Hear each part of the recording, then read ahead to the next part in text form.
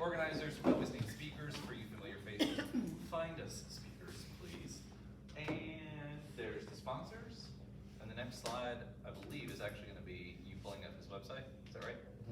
Cool. Alexander? Well, we all know who you are. I'll say it is a long introduction. Hey, I'm Alex. For those of you who don't know me, I make offensive t-shirts, okay? That's a joke.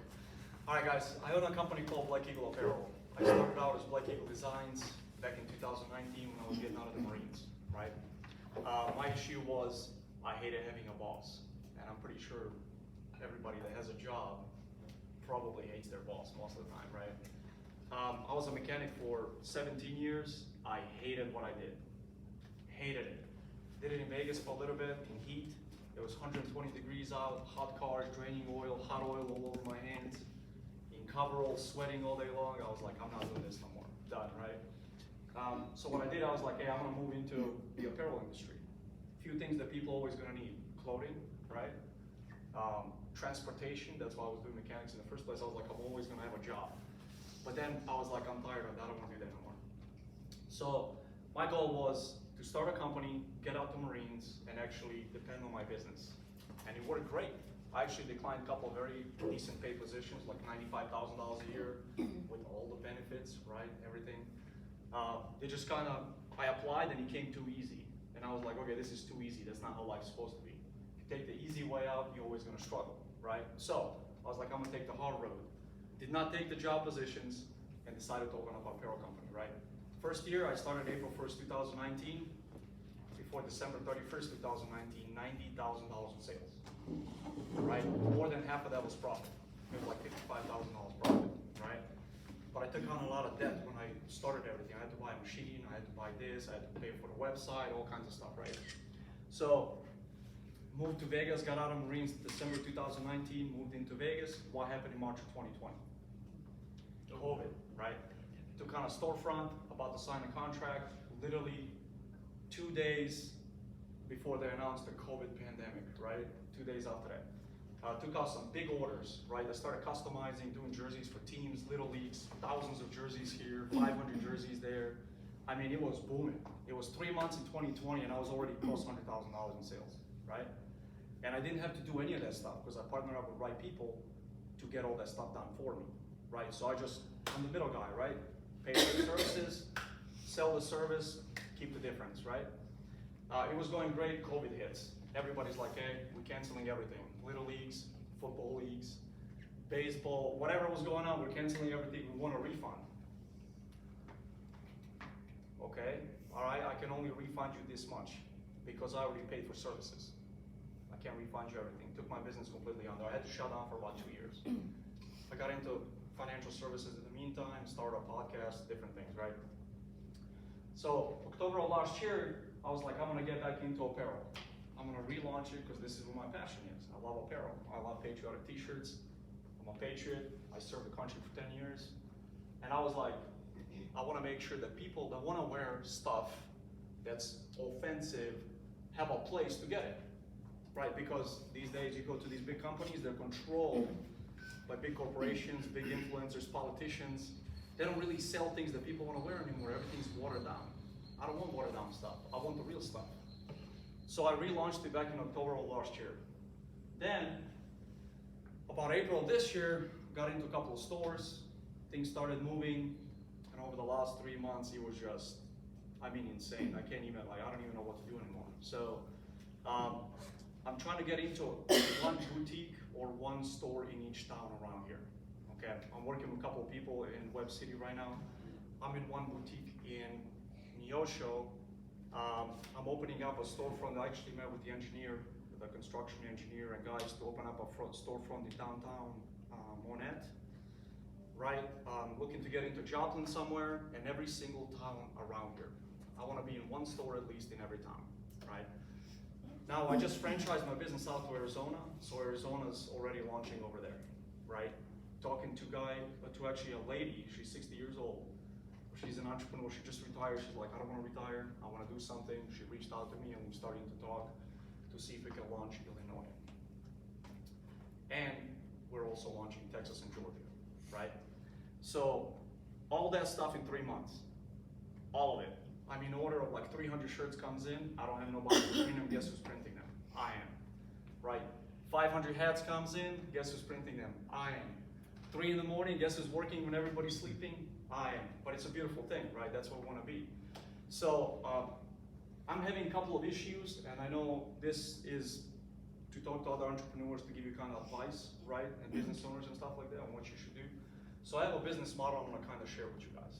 Okay, so this is what I do. This is what my business model is. My company will be franchise. We're not just going to be a t-shirt company. We're going to be a full clothing company, right?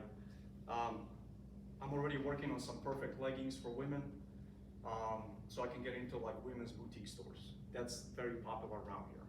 Okay, so we're going to get into those. Working on cargo shorts, polos. We're looking to get into a couple of golf stores in Florida, right? Right now, actually. So all of those things are like in work. So it's going to be a full clothing company. So when I open up a storefront, it's not just going to be t-shirts, it's going to be a full clothing company store, right? You come get a nice polo, go to work, you know, whatever you got to do, jeans, all that stuff is coming. Now, since it's a franchise and it's a customizing company as well, every person that owns my business, that owns a franchise, or that I'm in their store is going to have an option to get into customizing as well. So if you're a storefront, your sales are down or whatever, we partner up, my t-shirts go into your store or pants or whatever I'm doing, right? You also, I'm gonna lock full thing for customizing. You're gonna be able to customize everything. Shorts, t-shirts, jerseys, banners, advertising flags, tents. I'm partnering up with everybody. We do pretty much everything, right? Right now, it's just me and I have one part-time worker and I'm looking to bring on another one right now, okay? So it's a lot of work. But how it works also, people that own a franchise in that state, they own that state. Every sale that comes from that state, they're gonna get 15% commission on all the online sales. So if you own Arizona, you own a franchise in Arizona, like why would you go out and advertise into the community and get into all this when there's nothing, when the guy on top makes the money, right? That's not what you wanna do. So I signed a contract with my guy in Arizona. I told him, since you're going to be attending gun shows, since you're going to be attending different fairs and festivals and all that stuff, every sale that has an Arizona address on it, you're going to get 15% commission off of it, right? Straight to your business. Because I want to make sure they have the benefit of going out there and introducing my business and my company to other people, right? Also, I'm trying to keep all the printing and all the customizing in-house. So what does that mean? Doug right here, he has a, I don't know, storefront, he sells whatever. But on the side, he makes cups. So why would I pay somebody, right? When you're a store owner, you have a lot of downtime. You have maybe 10 customers, 20 customers walk in every day. So all that downtime that you're required to be there, what if guy in Florida needs 100 cups, right? But Doug is just sitting in the store waiting for customers to come out. If you can press out 100 cups, and through corporate, he goes to Florida, he makes money, he's the business owner, he makes money from printing for corporate, and he makes money from the sales on the storefront as well, right, and customizing. So that's kind of my business model a little bit. I want to keep everything in-house with people that I do business with. I don't want to outsource anything. So like right now, I have a boutique that I'm in Yosho, Sassy Chicks, right? It's a women's boutique. They had grunt style line inside of their store. And I walked in. I said, you sell grunt style? Yeah. They have junk shirts. Why would you put that on your shelf? It's a very known brand, but what they did is they had quality until they grew too big.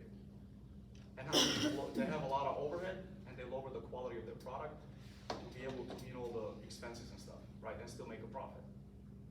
So they went to junk shirts. I bought their shirt before. They're garbage. Not to knock down another company, but they shrink, they fade, they peel off, they just suck, right? And everybody wears them around here.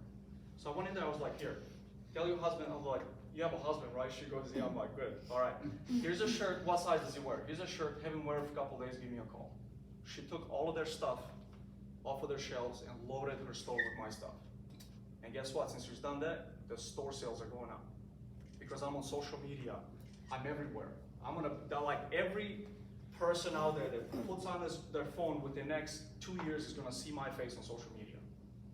And everybody that's in business with me will blow up, I guarantee it.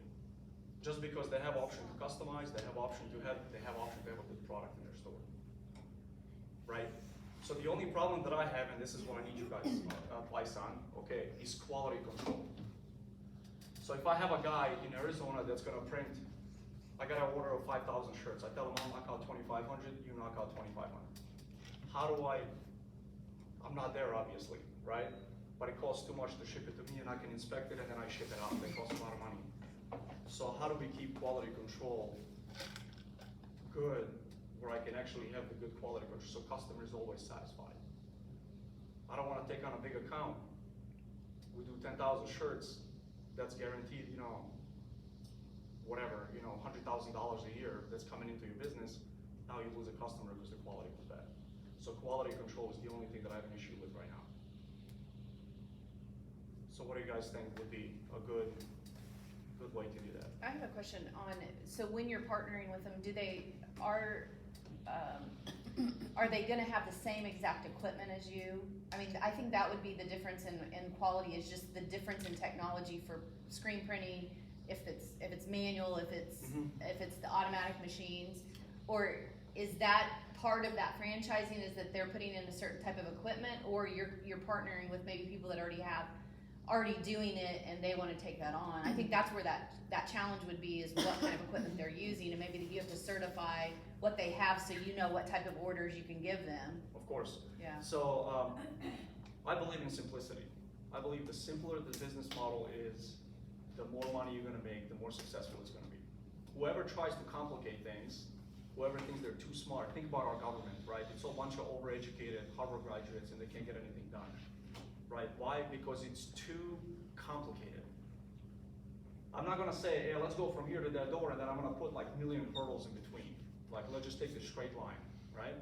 So what I do is I supply transfers. They're called DTF transfers, right? And anybody that has a press, I also have access to single-headed presses, two-headed presses, automatic ones, air operated. They can pump out like hundreds of shirts an hour, right? So if you're like I said, if you're a store owner, you're sitting there, there's a lot of downtime. Also, we're gonna have an app, like Black Eagle Apparel app, where I'm gonna post the jobs. I'm gonna be like, hey, I don't know if you guys know any truck drivers, but there's an app, because I was gonna truck drive at one point, right? And I did research on it. So it was called 123 Load Board. And what happens if you're certified, you got your license, there's companies out there that post a job. Hey, we need, I don't know, 20,000 pounds of cargo moved from here to here, it pays $5 a mile, right? And then people bid on it. They either bid on it or they take it and then it's gone, right? I'm gonna do the same on this app, what everybody that prints is gonna be on. So if you wanna take a vacation and shut down your store for 2 weeks, you don't have to take on any work. You just go on vacation, somebody else will fulfill those orders while you're on vacation and stuff, right? As a small business owner and a self-employed person, you don't have a lot of time off, you always work, right? As some people, they're okay with it. They're okay to just be self-employed. And that's what I wanna give them, power to make more money while they're self-employed and they're doing what they love, right? So, to get to your point, like all they need is a press, let's say if it's shirts. So somebody's gonna do shirts, somebody's gonna do cups, somebody's gonna do laser engraving, somebody's gonna do this, somebody's gonna do that, right? And then I'm gonna have 2, 3, 4, or 5, or 10 of each as the company grows and we get huge. And then I just post a job and they bid it, right? I say, hey, this is an order, 5,000 shirts, pays $2.50 a shirt, right? I supply all the transfers, they already have the equipment, right? That's how I keep control also of what gets printed and stuff. I supply pretty much everything they need. The only problem that I have, like I said, is quality control, because to print this shirt, it takes 20 seconds, right? Now, if this print is straight or crooked or off to the left or off to the right, that's Still what I'm worried about. So the quality control becomes really on the positioning, because there's no really wrong way to print it.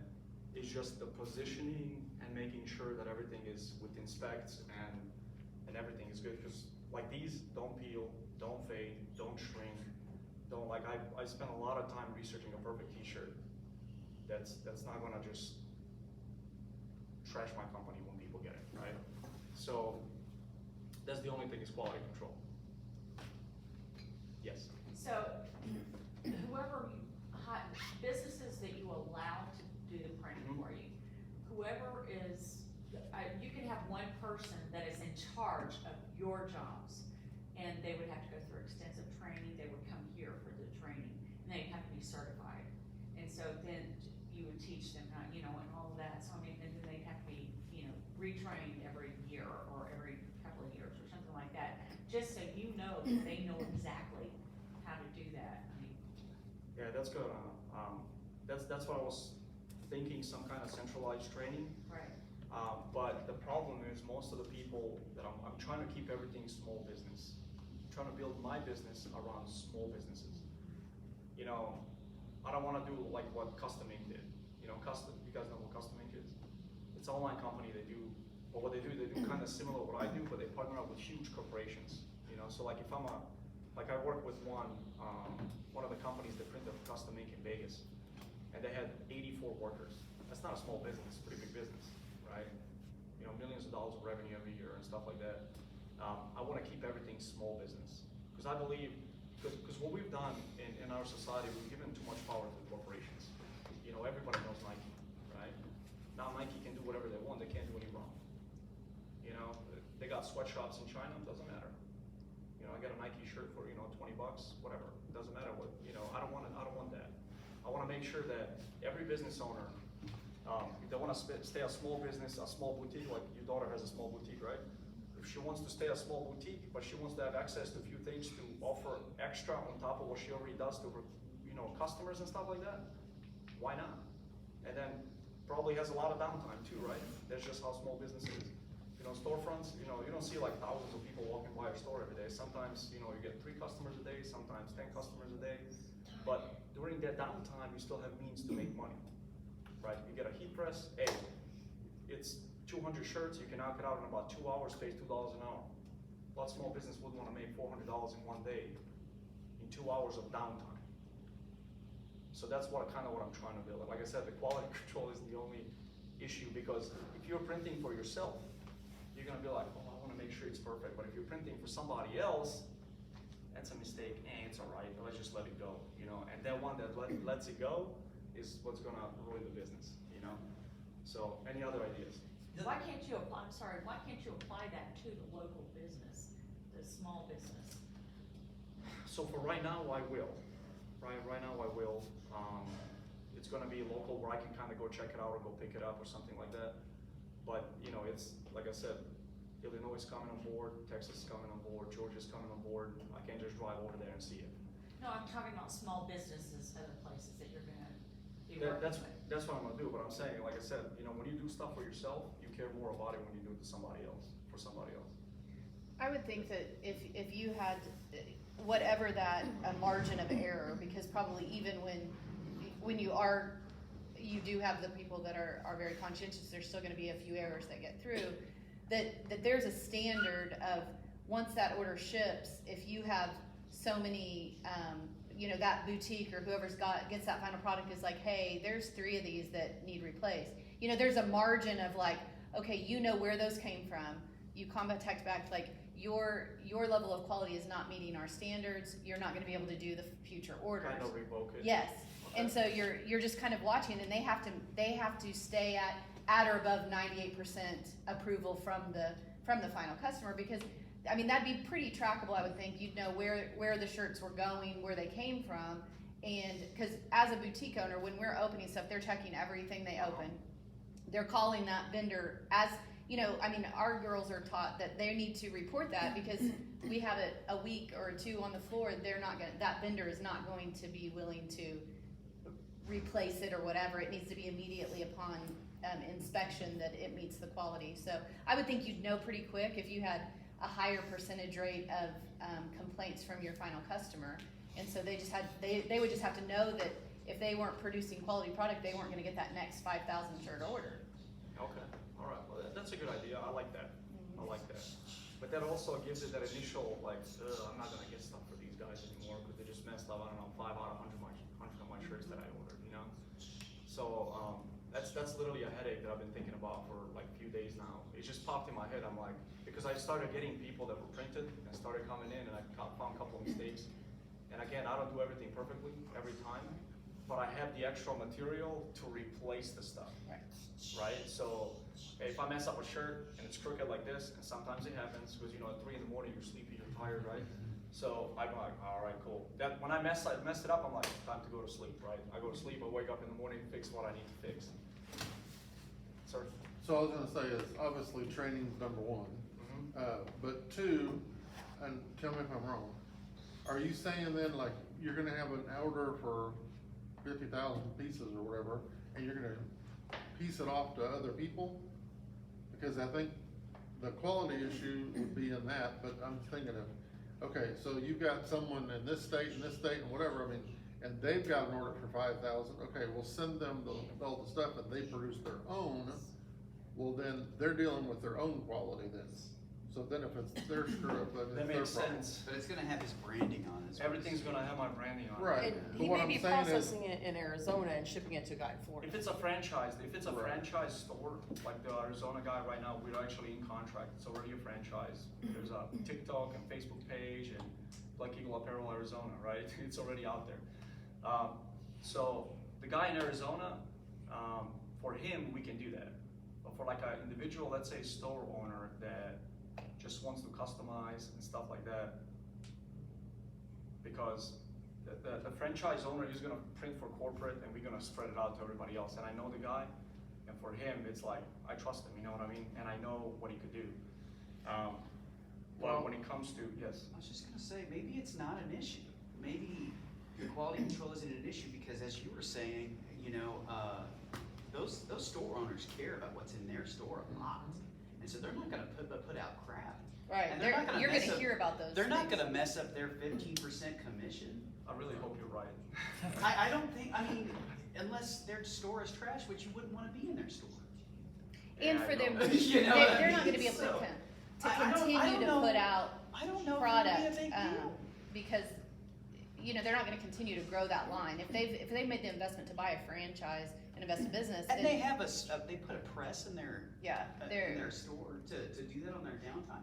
I don't know if they're gonna put out crap. I'm not I don't saying care. anybody would do it intentionally, Yeah. right? I don't think anybody wants to. Think about everything you buy from any other company. I don't think any company said, hey, I wanna sell a crap product in Right. this business. Well, But it happens, yeah. right?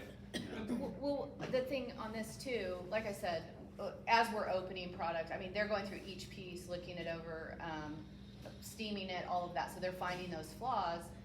If those returns, you know, you're contacted because you're the corporate, but you can see that those flaws all came from this franchisee, then they should be the ones that have to replace that. So They're responsible for it. yeah, so they're responsible for replacing the ones that aren't up to the quality. And so if they have to replace it, They're then gonna care about what they're goes gonna be out. more careful on what they're putting out, because they know that they're responsible for that product, the final product. So, Okay, all right, well, I understand like the room for error, it's always gonna be there. right. I get it, but I'm trying to like minimize that as much as possible. You could penalize them too, go ahead. Yeah, so to expand on their 2 points, one of the things you could do to help mitigate the risk that you are seeing as a possibility could be some data research in advance. So anybody can rent a garage and buy a printing press and say, hey, I want in on this deal. But if you are using a filter to really look at those small businesses, not to demean anybody that wants to start a small business doing that, but it's your risk, your company, your brand, your reputation. If you look into each market and you looked at, and I'm not endorsing, I work for the chamber, that's my disclaimer, this is a hypothetical. But let's say you looked at this market and you said, hey, All Seasons has been doing this a long time. I'm going to approach them, and they're at a level where they've been in business for a long time, and I know what their commitment is to quality on their end. So you do your agreement with them, but it's also a non-disclosure, non-compete. There's a price for that 15%, I would suggest. But beyond that, you know that they're taking ownership of that quality. But I would suggest you have an umbrella policy that would cover that to line item that on the, heaven forbid, you have something go horribly south, and it's $10,000-$20,000, you'd have an umbrella policy to handle that. And that's the thing about entrepreneurship. Everybody in here that's ever owned a business, you do everything you can to mitigate as much risk as possible. But there is no such thing as being an entrepreneur with having zero risk. With all due respect, only bankers get to live in that bubble. Banks don't take risk. I'm not a banker anymore, man, I'm out, dude. Look at my delinquency report and I'll show you risk. In all respect. But that's what you've got to look at the bigger picture. So when you, right now, I feel like you're seeing that as a real hindrance to it. But you're catching a wave also. If you look at things outside, manufacturing is coming back to this country. Take politics and spin doctors and whatever your favorite candy is to watch for news. Grab data from who's putting the number together for the GBT and all that. Read it yourself. Manufacturing is coming back to this country. So you're catching a good wave at that point in time too. And regardless of how inflation is perceived, there's a big part of the population that would prefer to buy what's made in America. Of course. And look at your product. You've got emotion behind it too. So I think that I would just suggest if you have an umbrella policy, trust some of those manufacturers all over USA, the printing companies that have been around 10, 20, 30 years, that take pride in their own hometown, and they can go onto your software and grab what jobs are available. Dude, they'd be loving that and thankful for it. Yeah. Because when you're a small business, when you're a small business owner, you learn to live like this, right? And sometimes it's, and then you do that. If you are putting this product together where they can just do this and grab it when they have a low moment, that's powerful, and that will build loyalty. So I have a quick question. And this is just me looking at it from like how we do business with the boutique, but you say that you're paying, like if they're buying Arizona and you're paying them, I mean, so do you mean the orders that come to corporate? Yes. Okay, because you know, as So an if online. So if a franchise owner in Georgia goes, hey, I just gotta order 10,000 shirts. Okay, but he doesn't have the capability to print it on the spot. The corporate takes care of it. I see. Right? And you know, I go like this, all right, we're gonna sell it for, I don't know, $12 a shirt, right? Our cost is $3 a shirt. Okay, so what happens is the franchise owner has their pricing from me, right? So they can upsell whatever they want to. So if I tell them, hey, your price is at 10,000 shirts, $6 a shirt for a very good quality shirt. If they sell it for 13, they make all that extra money and I take care of all the printing. So the thing is, if they don't have capabilities of printing, what happens is, you know, Doug has a storefront, he's got 2 machines, he can pump out 100 shirts an hour, right? I tell him, hey, the time frame is 5 days, it has to be done in 5 days. How many shirts can you take on? I can take on 1,000. Okay, cool, no problem, you got 1,000. Hey, Shelly, you got a storefront, how many shirts can you knock out, right? And the thing is, you know, 10,000 shirts are never gonna arrive in one box, right? They're all gonna have a return address of the corporate, right? And from multiple places, they're gonna flock in there around the same time, right? And that's what I'm doing. I just picked up Nevada Firearms Academy, and my first order is looking to be about 3,000 to 5,000 shirts, right? Well, and the reason I was trying to work that out in my head is that as a storefront, the ability of that local business to have a place nationwide with their voice, them selling. So they've created the social media accounts, the Instagram, the TikToks that are driving that traffic. Those orders can come from all over the country, and it's driven from that business in Neosho, Missouri. From one, yep. So that's where I was like, so they're gonna have to pay to that, whoever has a franchisee in that state. No, they pay to corporate, and then we take care of everything. Okay. So what we do is we pay for printing services. So I tell them, hey, you wanna print 1,000 shirts? Cool. I go order 1,000 shirts sent, 1,000 transfers sent. Okay. All right, you got 5 days, you know? And then whenever he's done, he just ships it to whatever guy needs it in Georgia, let's say. right? And then somebody else takes on, and then whatever cannot be taken on from the small business owners, I'm trying to take on the rest, like the corporate, right? But I'm really trying to build my business around small business owners, because like I said, Nike and all these big corporations, they're killing everybody. I went to Walmart the other day, $3.99 a shirt. And it's a really good quality. I actually look at it, I was like, this is a good freaking quality shirt for $4. So why would they come and buy a shirt from me for 25 bucks if they can go to Walmart and buy one for, $4, right? So that's where us as community and small business owners, if we can take power away from these huge printing companies, they're making, they can, like right now you go online and get a shirt for like $5, printed, designed, customized, everything. Now you're gonna get crap quality shirt, but again, it's, they're taking over. So if we collectively, kind of come together, and there's 1,000 of us, right, and we can pump out any order that comes through, and we can take some of that, I believe, power back, right, and start, because they have huge overhead. We don't. What's your overhead monthly in your boutique? Couple thousand maybe? Probably more. Okay, all right, let's say a couple thousand, right? We don't have a warehouse that costs $65,000 a month, so what happens is we, hey, we take 1,000 shirts here, 2,000 here, 5,000 there, now jerseys, right? Jerseys a big thing, like Little League starts up, it's like 900 kids, 1,000 kids, $45 a pop, that's a $45,000 order that the big corporations take.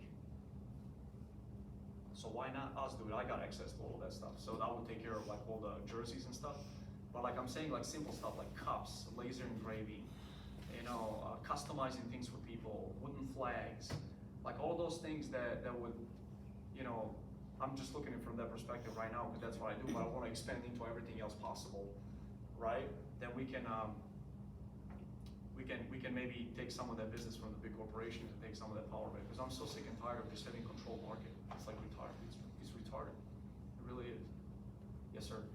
What if you had a model where, so each individual franchise that has the equipment over there, they can try to fulfill their own orders, but when you get big orders, they can't handle or whatever, what if you, instead of piecing all this out to other people, just contract with somebody, let's just say, for example, like All Seasons or whatever, that they could help you with all the excess, just by job?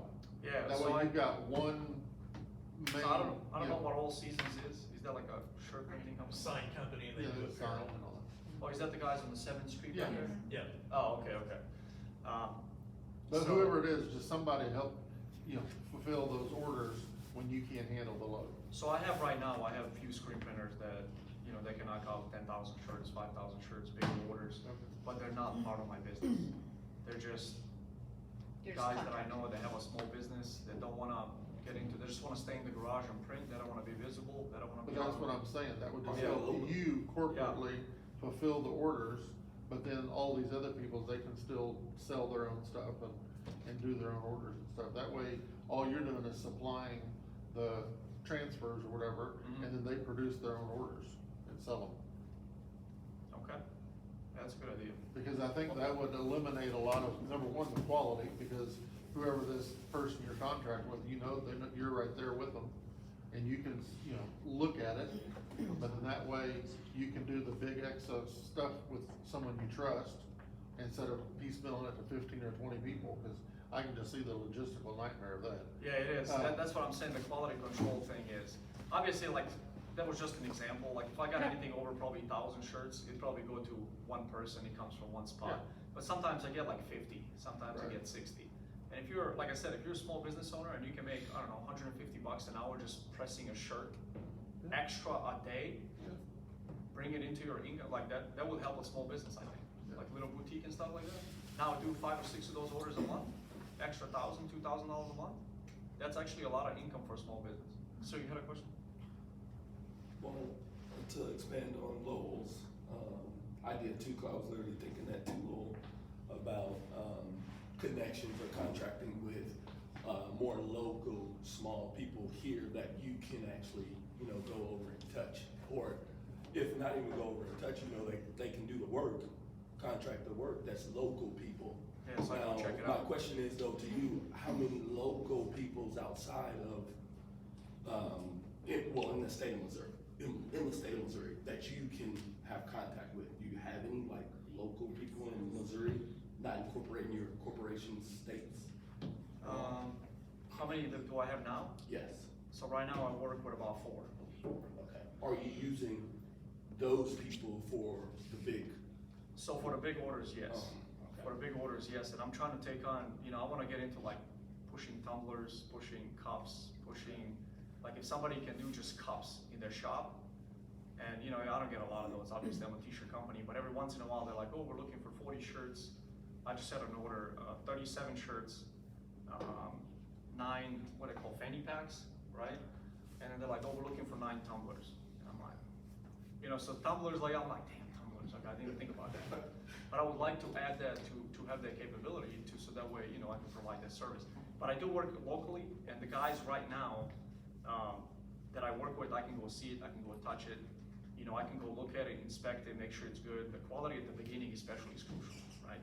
Once you get bigger, like, if you buy a shirt from Nike right now, and it's messed up, you can be like, yeah, whatever, it's one shirt, right? Because you just know who they are, right? But if somebody's starting out and they give you a crap product right away, you're gonna be like, yeah, this guy's not gonna stay in business for too long, right? So it's just like I said, few headaches, like quality control. So for right now, I can control it technically, right? But once this thing blows up and the way it's going right now is just like, I just can't even keep up anymore. And it's, you know, once it starts going nationwide, that's when the quality control thing is gonna start. Unless I literally keep everything local and just give everybody just selling capability and that's it. So maybe we just keep all the jobs in Neosho then and Joplin and Neosho and around here, right? area. Joplin Metro. Yeah. Yeah. So, I kinda looked at the website, I remember ordering a shirt, wore it one time, washed it, balled up in the back, contact the company, they're like, oh, we're sorry, send us a picture, refund immediately, like, is there, maybe your quality control is like, your boutiques are gonna check it, there's still gonna be issues, like, maybe there's a, kind of an online guarantee, like, contact us if you're, you know, dissatisfied, cause I feel like you're very worried and. So we'll get to the point where, so it's a 2 thing, right? So Black Eagle Apparel is gonna be my branded product. Black Eagle Designs, which I'm actually working on the website right now, is gonna be for wholesaling and pretty much, I'm gonna start pushing that probably within next month, right? Right now I just have like little neck tags with my website that doesn't even work in it, right? But I'm hoping nobody goes in right now like, oh, this thing doesn't even work, right?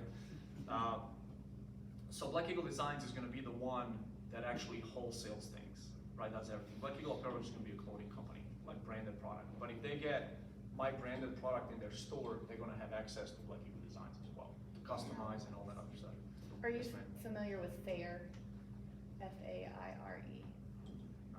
So it is just for the future, when you're launching a wholesale line, boutique owners have access to this FAIRE, we're members. What it is access to small wholesale lines. And that's been a, I can send you the link for it, Okay. but you can even submit, like, as a boutique, like, we could submit a brand to be featured on it.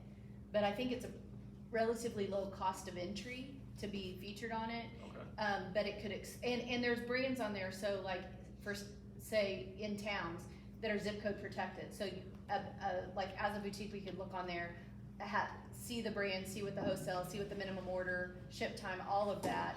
And then you could submit a request if it's gotta be approved, like, you know, so Neosho's not available or whatever. Someone could look to see if there's another store in their area.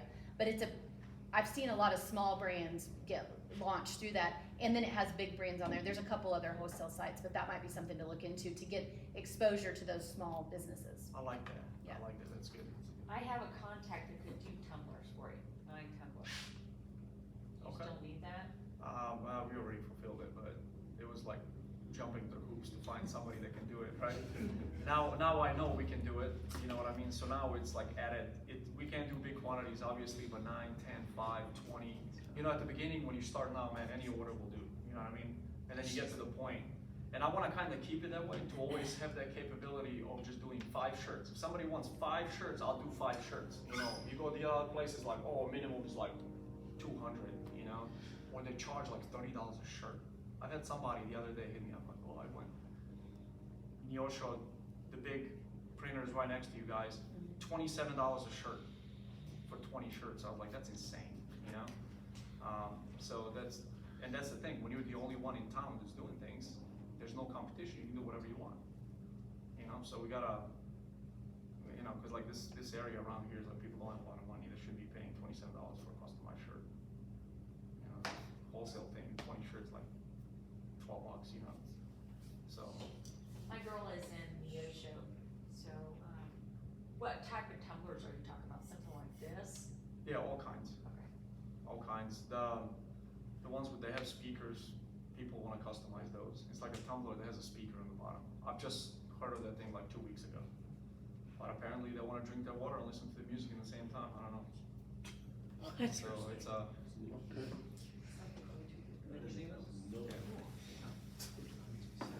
So that's pretty much, oh, also, I'm actually launching like a Veteran Suicide Prevention Day, right? So I don't know if you guys know about veterans, right? 22 a day, that's what my shirt stands for, right? 22 veterans commit suicide every day. So I'm launching a whole campaign. I just started Monday. It's called Blue Monday, right? VSPD, Veteran Suicide Prevention Day. And all shirts, anything veteran suicide memorial, anything like that, on my website are all constantly 40% off. Everything's like, I'm just trying to like get the shirts out there and have the people be aware of it. I'm looking to partner up with a couple of veteran nonprofit organizations for that, and you know, hopefully get some business from that, and kind of, you know, I have 2022. So last year I had 5 guys in their 20s that killed themselves that I served with. Right? I don't know why they do it. I think that's like about my podcast. I told you about it. Like that's one of the things I want to do is, you know, talk to people about their purpose. You know why I picked Monday? What is the highest suicide day in the country? It's Monday. Why? Because people go to a freaking job they hate. Yep. They'd rather kill themselves than go to a job. That's actually a statistic. Wow. You know? So I call it Blue Monday. You know, they already have Red Friday, right? For remember everyone deployed for military. I'm kind of like little veteran geared still, right? Because that's where I'm coming from. That's my roots. So I call it, you know, VSPD Blue Monday, right? Veteran Suicide Prevention Day. But it's for everybody, you know, and hopefully with the podcast and with the clothing company and with the, you know, I teach finances for living too, so maybe we can get people to a better financial situation, you know, spread awareness and cut the costs down for people and keep the small businesses open and all kinds of stuff. There's just so much stuff going on, and at the beginning it looks like, you know, it's like a, this is what I tell always people, fan 1, fan 2, you know what's in between, right? And your head with it, right? And you just all over the face everywhere. But then eventually it starts to get traction, things get a little more organized, and then it starts to, you know, once you put things in place. Right now is that phase when, you know, you start and you're just getting hit on all sides, so. Have you connected with any of the local veteran organizations that are helping with it, like Tron Peterson? So Tron Peterson, me and you are in contact. We're supposed to talk sometimes next week, and I'm gonna bring, because that's what he does. His lodge, and I've been up there, it's beautiful. Yeah. He does strictly for veterans suicide prevention. Like it's a, Lori, what's So- the guy's name that had the axe place, and he's got a ministry now? or Jimmy something? Burgess. I was just Yeah. about to say that too. He's at the. He does the K9. The K9. Yeah. okay, You need to meet him. But he does Okay. a lot of stuff with veterans. all right, good. Good guy. Do you know about the VIP program at Freeman? I don't. We'll talk. Okay. And that's why I just need connections, you know, and then we'll just take it and run with it. So your e-commerce, you have an e-commerce platform on your website? Yes, sir. You don't have to dive into that, but would you be willing to host e-commerce meetup for August? Nice. I'll tell you guys something about e-commerce, right? It's all about the platform you pick. Yeah. It's ridiculous. So people have been telling me, move over to Shopify for like 6 months. In my old website, I had no sales. I'm talking like 1 shirt a month. Like, and I was just like, what is going on? Like, do people not like my stuff, because I go to a gun show and I kill it every time. Every gun show, every Thursdays in Joplin, 3 hours, $1,000 every Thursday. It's just, my shirts move everywhere I go. Online, not fucking. I'm like, what is going on? I moved over to Shopify, and check this out. So Shopify has this thing where you can load apps in it. So all I have to do is load a Etsy app on it, and now I have a store on Etsy. Like literally copies everything off of Shopify on Etsy. I'm like, all right, what else can I do? Shop. I started getting orders from shop.com. I don't even know what shop.com is. You have it on Facebook and TikTok and Twitter. So I'm looking to put that little like buy button or whatever it's called, like stick it on there so they can click on it and it goes, you know, and it's like a buy button is something, it's like 9 different platforms, and now I just got approved for Amazon. So all my stuff's about to be on Amazon within the next like few days. Good. And I was, There's also an app that links with Shopify called Vajro, V-A-J-R-O, and that's what we built our app from the boutique. They build it in an hour, a whole app. a whole app. And it ties directly with your Shopify, so if someone buys from the app, buys from your website, it's all, That is so awesome. yeah. That is so, and I was like, now I have 9 storefronts online technically. It says 9 sales channels. It's literally on 9 sales. I was like, this is crazy. And now my sales are just like almost every few hours there's something going on my website now. And I'm like, all right, that's cool. You know, it drives like just the algorithm they have set up on Google. Like it literally shows you how it's gonna look on Google search. So you can put whatever you want in there and show. I'm like, what would I research? What would people like me research? And I just put it on there. And before you know it, it's like ding. It's an order from Shopify. There's nothing better than that, Dean. I love it. I love it. I have to keep my phone on silent. I really love it. It's like, ding. The other day, there was like $300 in sales in like 2 hours.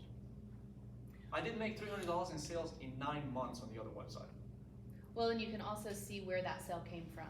You Yeah. can see that it came Yep. from Google, or it came from Facebook, or it was a That's search, cool. or it's Easy to very it's addictive to Yeah, see. I'm still like see that. figuring it out, like what else they have. I'm like researching different apps, and then you can put all this thing, like if you reset my website, like this wheel pops out where I can submit their name and all this stuff. So it took me like a couple hours to figure that thing out and put it in there. And then they have like SEO apps that you can attach that specifically are designed to push your products out there on Google search. And all this other stuff, and it just blew my mind. Like it was just, and it's all brand new, and I'm just learning all about it, and it's just like blowing my mind. I just can't get it. It's just amazing, you know. But thank you guys. I really appreciate your input. And we need to talk about the app thing, and Yeah. then what's fair? Fair. Yeah, I need to definitely be on there. And I also like, if you guys know like boutiques, stores, or anything like that, they need customized stuff, like women's, like let's say women's leggings, like women boutique stores are very popular. So I have good women's leggings. We're designing them. So the first order I put in wasn't that good. Okay, so I told them like, yeah, I need this fixed, this fixed, this fixed. Right. Second order, it was a lot better. Right. Third order, and now I'm actually trying to design leggings. They're gonna have a carry pocket for guns. Right, for women that want to carry and protect themselves. Right. So I want to be like, I want to push leggings that where people, you know, girls can carry guns. You know, my wife carries all the time. I tell her, don't ever leave the house without a gun. You know, well, it's crazy these days.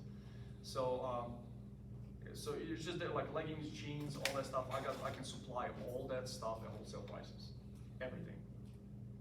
So if you guys know any shop owners, anything like that, that would love to partner up, maybe do some business together, I'd love to do that for. Awesome. You have your contact info, so. Yeah, I have some cards. Okay. I have some cards. So, anything else, Thank- guys?